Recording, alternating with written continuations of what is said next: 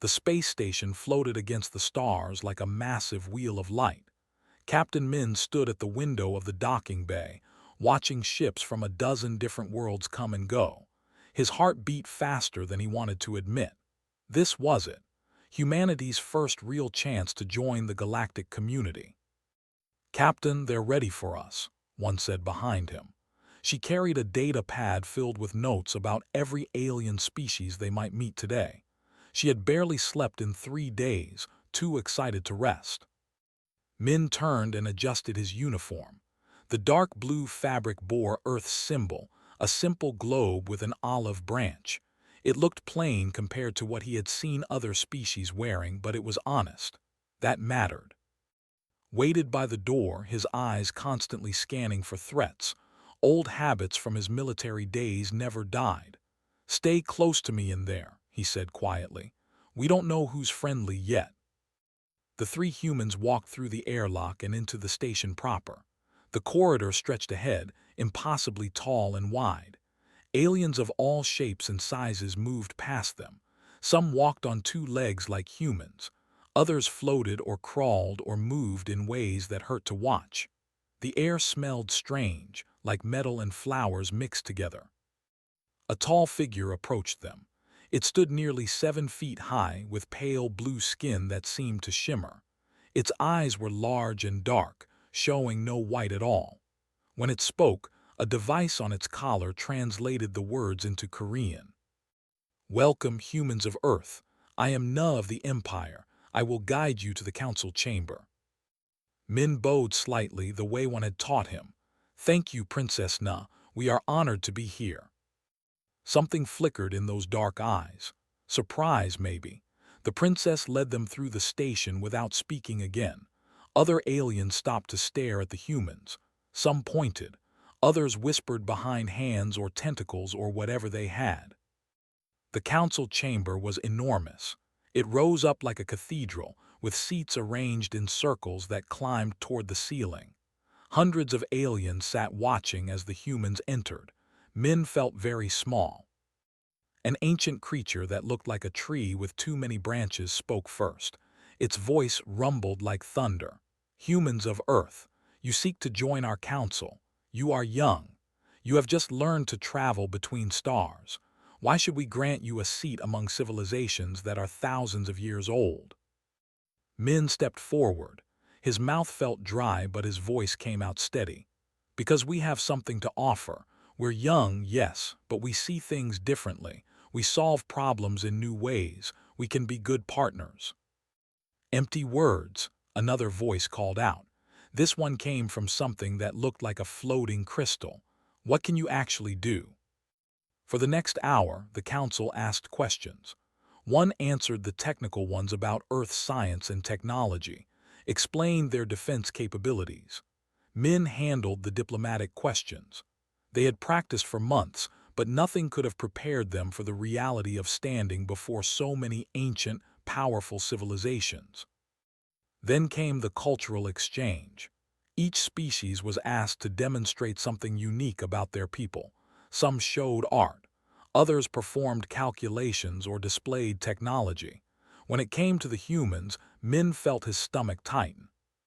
"We brought a puzzle," he said. "From Earth, we thought you might enjoy it." One projected a three-dimensional image into the air. It showed a complex maze, but one that existed in 4 dimensions instead of 3. The alien delegates leaned forward, interested. "This puzzle has remained unsolved in our databases for 67 years, the tree-like being said. "Even our best mathematicians cannot find the solution." "May I try?" Min asked. Permission was granted. He stepped up to the projection and began to work. His hands moved through the holographic image, turning pieces, rotating sections. He didn't think about what he was doing. He just let his mind wander, seeing patterns that weren't quite logical but felt right. 5 minutes later, the maze chimed, solved. The chamber fell silent. "How?" the crystal being demanded. "Show us your calculations." "I didn't calculate anything," Min admitted. "I just felt where the pieces should go. I looked for patterns and tried things until something worked. Impossible, several voices said at once. But the puzzle glowed green, showing it had been completed correctly. The solution was there for everyone to see. One looked stunned, even seemed surprised. Princess Na stood up from her seat. She moved down the steps with grace, her robes flowing behind her. Every eye in the chamber watched as she approached Min. She stopped just in front of him and studied his face with those dark, unreadable eyes. "You possess cognitive complementarity," she said slowly, as if testing the words. "I don't know what that means," Min replied honestly. The princess turned to face the council. Her voice rang out clear and strong. "By the ancient rights of succession law, by the codes written 800 years ago, I claim this human as my political consort." She looked back at Min. "We must marry." The chamber exploded with noise. Aliens shouted in 100 different languages. The translation devices struggled to keep up. Min just stood there, frozen. His brain couldn't process what he had just heard. "What?" he finally managed to say. One grabbed his arm. "Captain, did she just—" "Silence," the tree being's voice cut through the chaos. "Princess Na, this is highly irregular. Explain yourself." "The law is clear," Na said calmly. "The heir to the throne must bond with one who possesses abilities we lack. This human solved a problem our finest minds could not. He used intuition, creativity, pattern recognition beyond logic. These are the exact qualities the ancient law describes." She turned to Min again. "I have searched for 80 years. You are the first being I have found who qualifies." "But I'm human," Min protested weakly. "We just got here. We don't know anything about your laws or your people." "That does not change what you are," the princess said, "or what must be done." Step between them. "Now wait just a minute. You can't just claim someone like property." "I am not claiming property. I am following sacred law." Na's expression didn't change. "The marriage would be political, a partnership, but it must happen or my empire falls into chaos." Min looked at one, then they looked as lost as he felt. This was supposed to be a simple diplomatic mission. Meet the aliens, make a good impression, go home. Instead, he had apparently just gotten engaged to an alien princess. "I need time," Min said. "I need to understand what this means." "You have 3 days," Na replied. "The council will debate. You will learn our laws, then you will give your answer." She bowed slightly, that same gesture he had given her earlier. "I hope you will understand why this matters." She walked away, leaving Min standing in the center of the chamber while hundreds of aliens stared at him. Somewhere in the crowd, he heard someone laugh. Someone else started arguing loudly. One pulled him toward the exit. "We need to contact Earth, now." As they left the chamber, Min looked back once. Princess Na stood among her people, tall and alone. Despite everything, despite the shock and confusion, he felt something he didn't expect. He felt curious about her. And that, he thought, might be the most dangerous thing of all. The human quarters on the station felt too quiet. Min sat at a desk covered in documents, most of them glowing with alien text that the computer slowly translated. He had been reading for 6 hours straight. His eyes hurt, but he couldn't stop. "This is insane," said for the 10th time. He paced back and forth like a caged animal. "We should just say no and leave. Earth doesn't need this kind of complication." "We can't just leave," one replied. She sat cross-legged on the floor, surrounded by her own pile of data. "If we refuse, we insult the Empire. They control 4 star systems and have alliances with half the council. Earth would be shut out before we even got started. So we're trapped." "We're in a difficult position," Min corrected quietly. "That's different from trapped." He scrolled through another document. The succession law was 800 years old, written when their empire was young. It said that the heir to the throne must bond with someone who possessed cognitive complementarity. The document described this in detail. The ability to think in ways to solve problems their minds could not approach, to see solutions that pure logic would miss. For 8 centuries, no one had qualified. They had searched among hundreds of species. They found brilliant scientists, wise philosophers, powerful warriors, but none of them thought differently enough. They all used logic, just different forms of it. Then humans showed up and solved an impossible puzzle in 5 minutes. A chime sounded at the door. Min looked up tired. "Come in." Princess Na entered. She had changed from her formal robes into something simpler, though it still looked expensive. Without the heavy ceremonial clothing, she looked younger, more real. "I hope I am not disturbing you," she said. "You are," replied bluntly, "but I guess that ship has sailed." Na's head tilted slightly.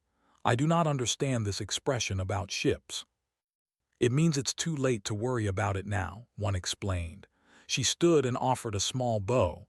"Please sit, we have questions." The princess sat with perfect posture. Her dark eyes moved from one human to another. "Ask. I will answer what I can." "Why does this law exist?" Min asked. "Why would your people require the heir to marry someone so different from themselves?" Na was quiet for a moment. When she spoke, her voice carried a weight that hadn't been there before. "My people are dying, not physically, but as a civilization we are fatting." She stood and walked to the window. Outside, stars shone like distant fires. They evolved differently from most species. Our brains work with perfect logic. We see patterns, calculate probabilities, plan strategies with incredible precision. For thousands of years, this made us powerful. We built an empire through superior planning and flawless execution. "That sounds like an advantage," one said. "It was, until it wasn't." Na turned back to face them. "Logic is powerful, but it has limits. We cannot create, we cannot innovate, we cannot imagine things that don't exist yet. Every solution we find is based on what already is, never on what could be." Min began to understand. "You're stagnant." "Yes, for 300 years our empire has produced nothing new. No art, no music, no inventions, no ideas. We maintain what we have, but we cannot grow. Our subject peoples grow restless because we cannot understand their emotional needs. Our economy struggles because we cannot adapt to change. Our military uses the same tactics we used 500 years ago." "So this law was meant to fix that," Min said, "by forcing the leadership to include someone who thinks differently." "Our ancestors were wiser than we are. They saw this problem coming and tried to prevent it, but they could not have known how long it would take to find a solution. 800 years is a long time to wait." Crossed his arms. "And if you don't find someone, what happens?" "The law is absolute. If I cannot fulfill it, I cannot take the throne. My cousin Na would become heir, but she faces the same requirement. Without valid leadership, the Council of Nobles would rule instead. They are old, traditional, and even more rigid than I am. Under their guidance, the empire would collapse within a generation." The room fell silent. Min rubbed his face with both hands. This was so much bigger than he had imagined. He had thought this was about one princess and her personal problems, but it was about billions of people across 4-star systems. "What exactly would this marriage mean?" one asked carefully. "What would be expected?" Na sat again. "It would be a political partnership, not a romantic one. You would become prince consort with full authority to advise and guide policy. Your word would carry equal weight to mine in matters of state. You would be expected to live in the capital, to learn our ways, to help lead our people." "That's it," sounded skeptical. "Just advice and policy." "There would be public appearances, ceremonies. You would be a symbol of change, proof that we can adapt. Some would hate you for this. Others would see you as hope." She looked directly at Min. "It would not be easy, but I would not demand affection or intimacy, only partnership and mutual respect." Min stood and walked to the window beside her.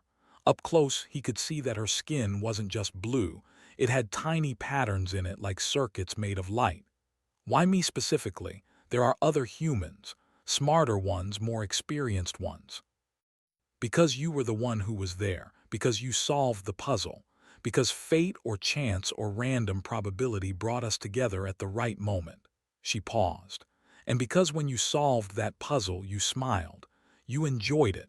That is something my people have forgotten how to do. This is a lot to ask of someone you just met.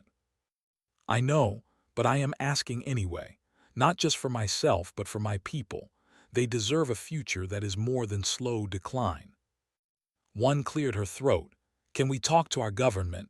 We need permission from Earth. Of course, I have already arranged a secure communication channel. Your ambassador is waiting to speak with you.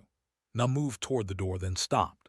Captain Min, I know this seems impossible, but consider this. Humanity is new to the galactic stage. You have no power, no influence, no allies.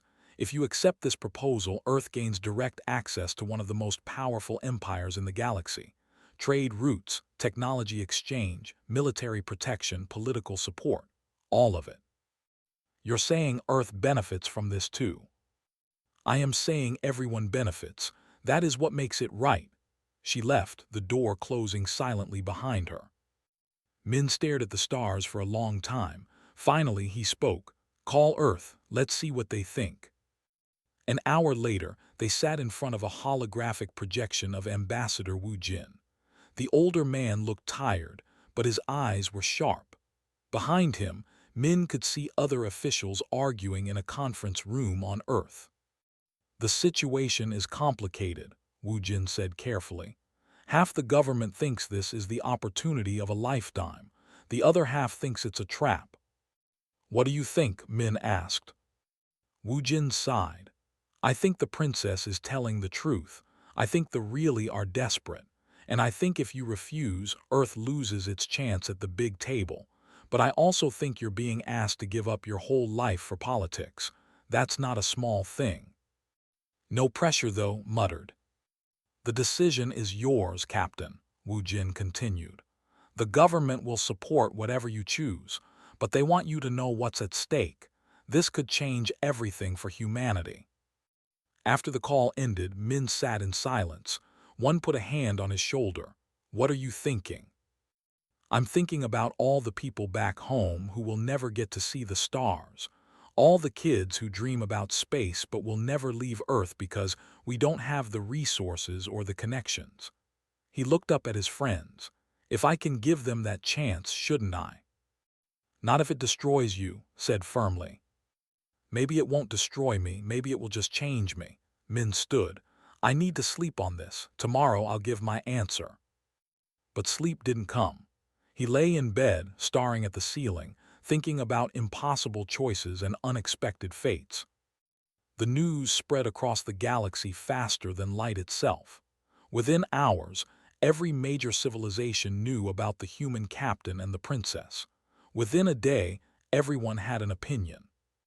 Min watched the news feeds in his quarters, seeing his own face staring back at him from a dozen different broadcasts. Some called him humanity's champion. Others called him a fool. A few called him things the translator refused to repeat. You're famous, one said. She didn't sound happy about it. I'm a target, Min corrected. He had made his decision that morning, agreeing to move forward with the marriage process. Now he was learning what that meant. A sharp knock interrupted them. Entered without waiting, his face tight with anger. We have a problem. Actually, we have about 50 problems, but one is immediate. Tell me. A duke named X just arrived at the station. He's called an emergency council session to challenge the marriage.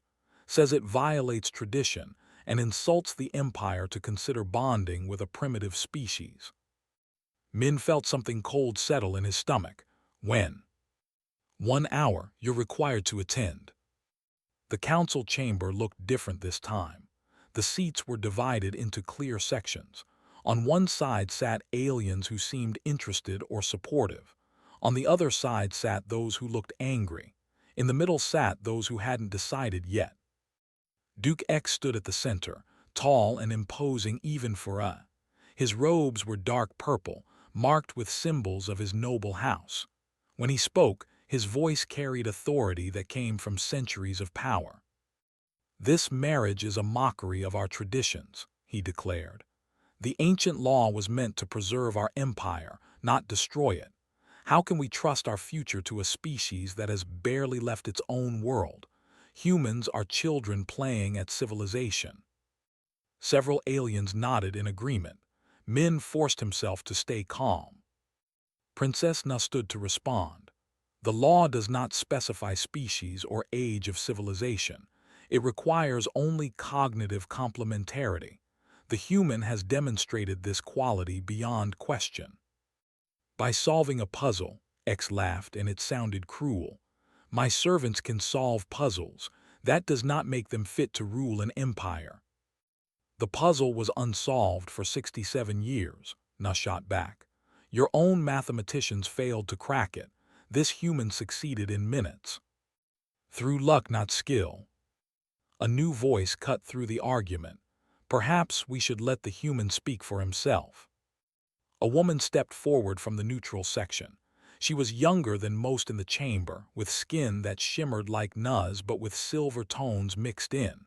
Min recognized her from the briefing documents. Na's cousin. All eyes turned to Min. He stood slowly, feeling the weight of thousands of years of civilization watching him. "Duke X is right about one thing," Min began. His voice sounded small in the huge chamber. "Humanity is young, we've made mistakes, we've fought wars among ourselves, we've hurt our own planet, we're not perfect." He could see X starting to smile. "But we've also survived things that would have destroyed other species. We've created art and music and stories that matter. We've looked up at the stars and dreamed about reaching them, then figured out how to actually do it. We fail and we learn and we try again. That's what makes us human." Min walked forward, closer to the center. "You say I'm not fit to help rule an empire. Maybe you're right. But Princess Na isn't asking me to rule alone. She's asking me to be a partner, to bring a different perspective, to help her people see solutions they might miss on their own. That's not about being better or worse. It's about being different in a useful way." "Pretty words," X sneered. "But words mean nothing without proof. You solved one puzzle. That proves nothing about your ability to handle the real challenges of leadership." "Then test me," Min said. "Give me a real challenge. Let me prove whether I'm worthy or not." The chamber went silent. Even X looked surprised. Na stepped forward quickly. "The trials of complementarity. They were written into the law for exactly this purpose. 3 tests to prove worthiness beyond doubt." "No one has attempted those trials in 500 years, someone called out. "Because no candidate existed," Na replied. "But now one does. If the human passes, all objections must end. That is the law." X looked trapped.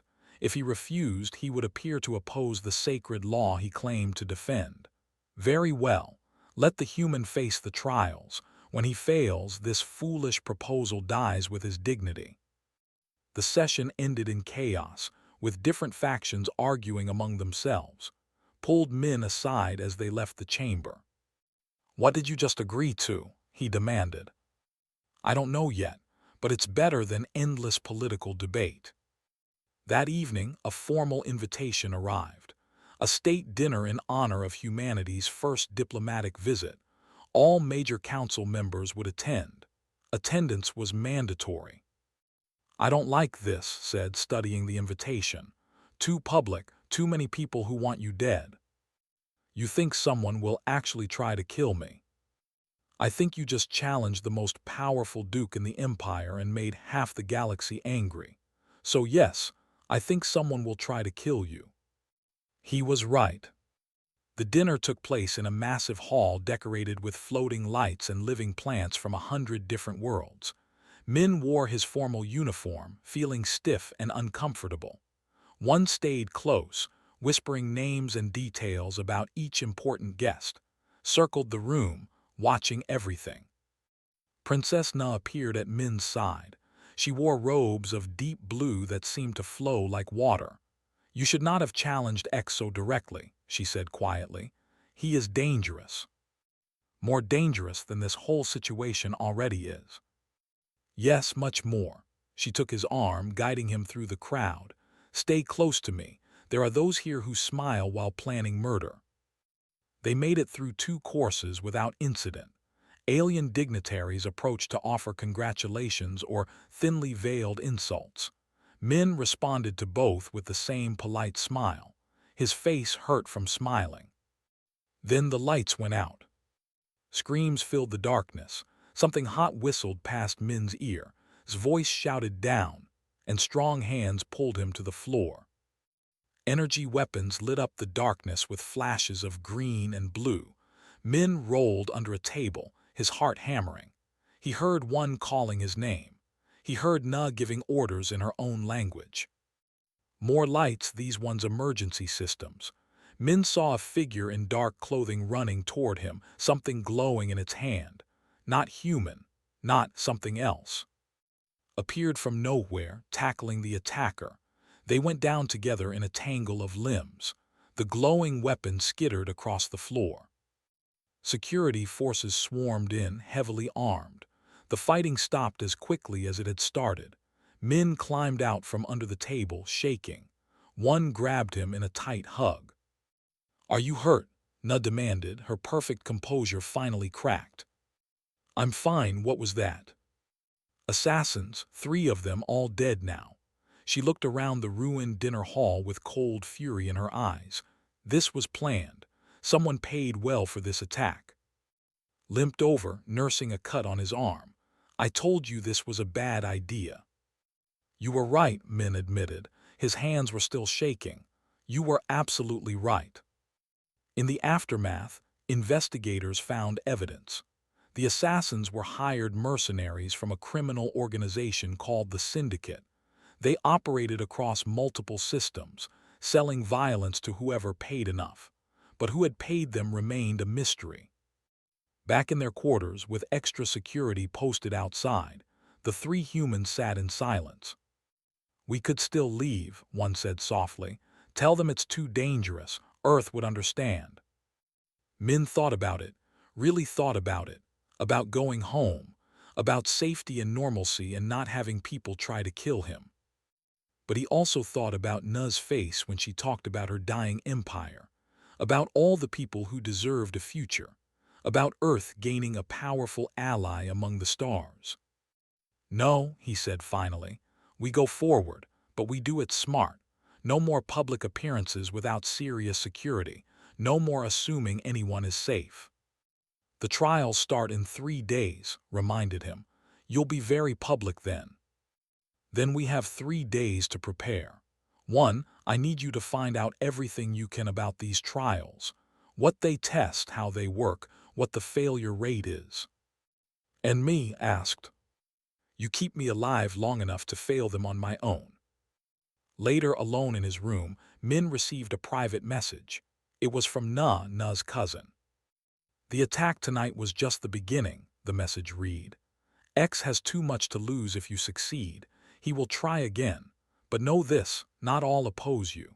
Some of us have waited a long time for someone to shake up the old ways. Win the trials and you will have allies you don't yet know about. Fail and we all lose." Min deleted the message and lay back on his bed. 3 days until the trials. 3 days to figure out how to prove himself to an empire that had existed for thousands of years. No pressure at all. The alarms turned the trial chamber into chaos. Aliens ran in every direction. Security forces shouted orders that no one could hear over the noise. Grabbed Min's arm and pulled him toward the exit. "What's happening?" Min shouted. "Nothing good, move." They made it 3 steps before the main doors sealed shut with a heavy clang. Emergency barriers dropped across every exit. The lights shifted to harsh red emergency mode. Through the windows, Min could see warships approaching the station. Big ones, bearing military markings. Duke X stood calmly in the center of the panicking crowd. He wasn't running. He wasn't scared. He was smiling. "This is a coup," Na said, appearing at Min's side. Her voice was cold with fury. X planned this. He never intended to let the trials finish. Quite right, Princess, X called out. He produced a small device from his robes and pressed it. The alarm stopped abruptly. I have control of station security and the support of 3 military fleets. In approximately 10 minutes, my forces will secure this location. The Council will recognize me as emergency regent until proper leadership can be established. This is treason, Na shouted. This is necessity. The princess has brought shame upon our empire by consorting with primitives. I am restoring honor and tradition. X looked directly at Min. Kill the human, he dies and all of this ends. Guards in dark armor moved forward, weapons raised. Stepped in front of Min, his own weapon drawn. But they were outnumbered 10-1. Wait, one said suddenly. She held up her data pad. I've been monitoring the station systems. Duke X has control of security, yes, but not everything. The main computer core is independent, and I've been working on it for 3 days. Working on what? Min asked. Insurance, she typed rapidly. When those warships dock, they'll need access codes to board, codes that go through the main computer, codes that I can scramble. X's smile faded. That won't matter. My forces will cut through the doors if needed. That will take time, Na said. She was thinking fast, her logical mind working through possibilities. Time for loyal forces to respond. Time for the Council to call for help. Time for you to lose. I have 3 fleets. And I have access to the communication arrays, Na added, pulling out her own device. Every message you thought you blocked, I can unblock. The entire empire can know about your coup in seconds. X's face twisted with rage. It doesn't matter, I control this room. I control the immediate military assets. You have nothing. We have something you don't, Min said quietly. We can think around problems instead of just through them. He turned to Na. Can you contact your loyalist forces? If Na can clear the communications, yes. Can you and your contacts hold this room against those guards? For a few minutes, maybe. 1. Can you not just scramble the access codes, but actually seize control of the docking mechanisms? I can try. The station's computer architecture is weird, but I've been mapping it. Min looked at all of them. Then here's what we do. Na calls her forces. Na broadcasts what's happening to everyone. One takes control of the docks and traps X's ships outside, keeps us alive. And he turned to face the assembled council members. I give everyone a reason to choose the right side. He stepped forward into the open space at the chamber's center. Every eye turned to him. Duke X says I'm a primitive, Min called out. He says humans have nothing to offer. But in the last 3 days, I've solved problems your empire couldn't handle for decades. I broke a 1,000-year-old record. I brokered peace in a 40-year war. I proposed changes that could save your civilization, not through violence or coups, but through partnership and new ideas. He pointed at X. He offers you tradition and stagnation, the same old ways that have been failing for 300 years.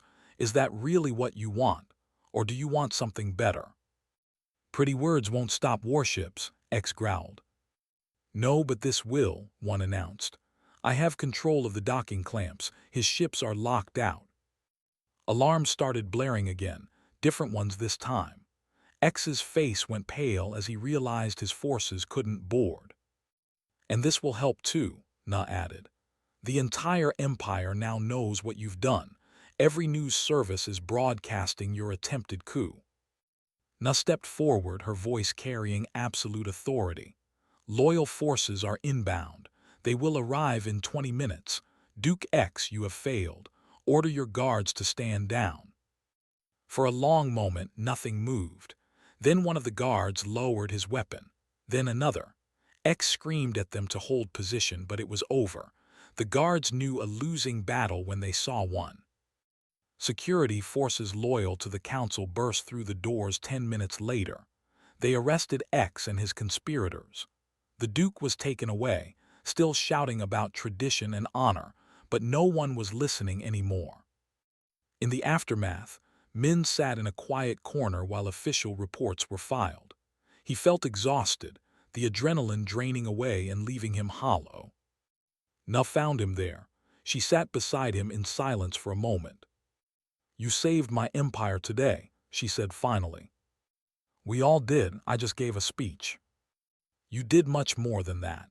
You showed my people what cognitive complementarity really means.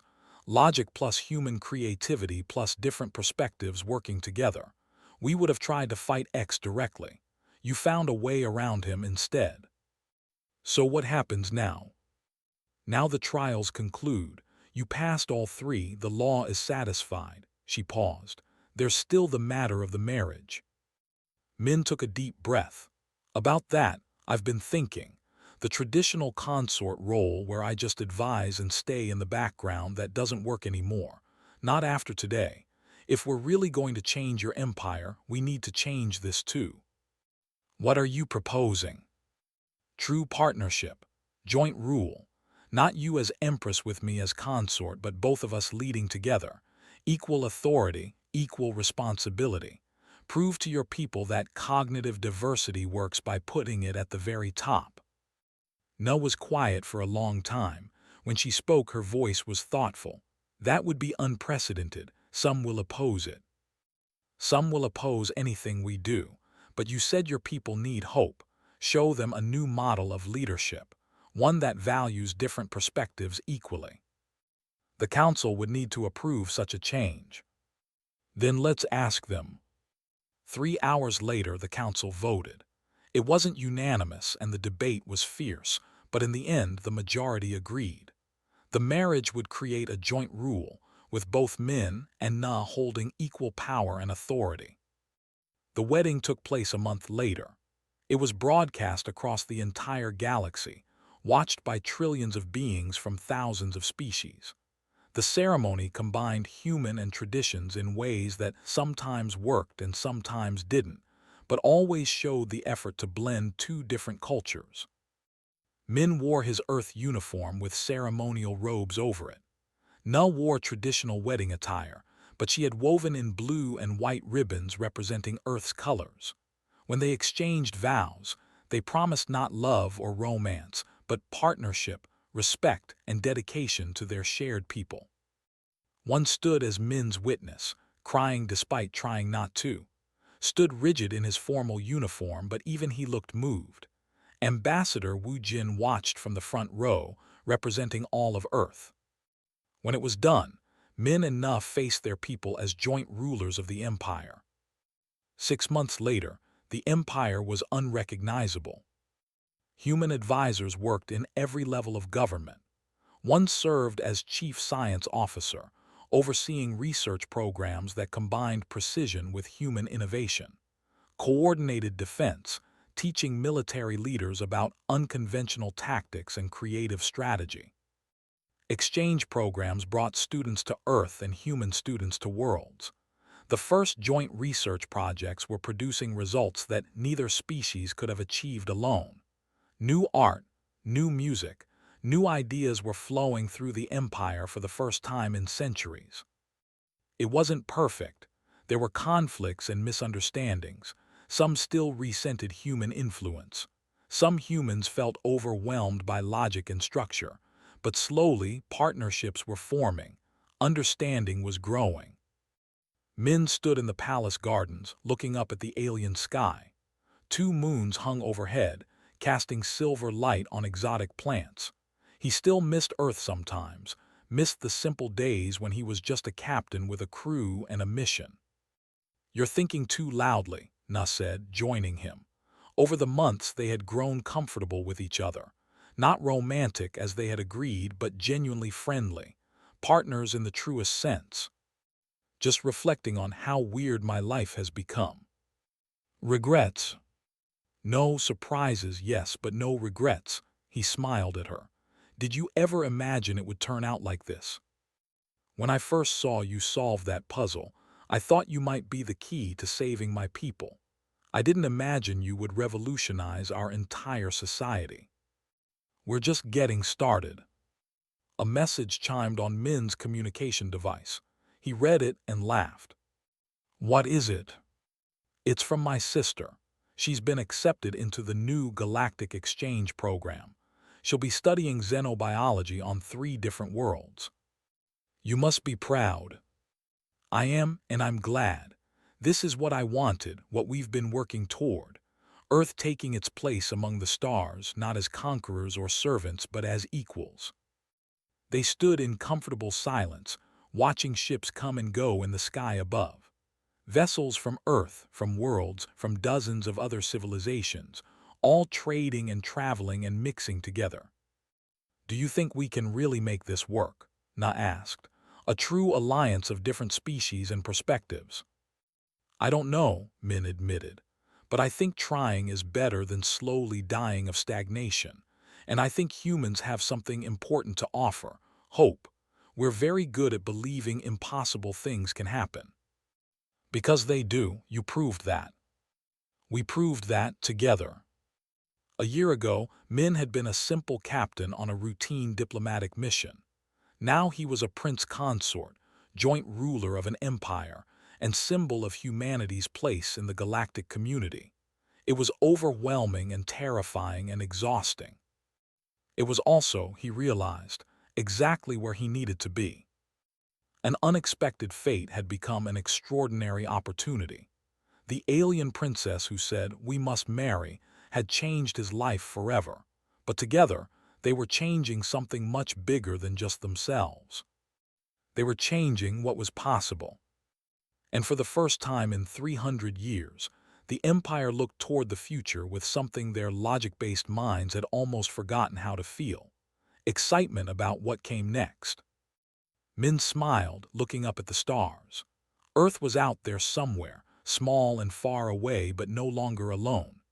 Humanity had earned its place among the ancient civilizations not through military might or technological superiority, but through partnership, creativity, and the simple courage to try something new. It was, he thought, a very human way to succeed. And it was only the beginning.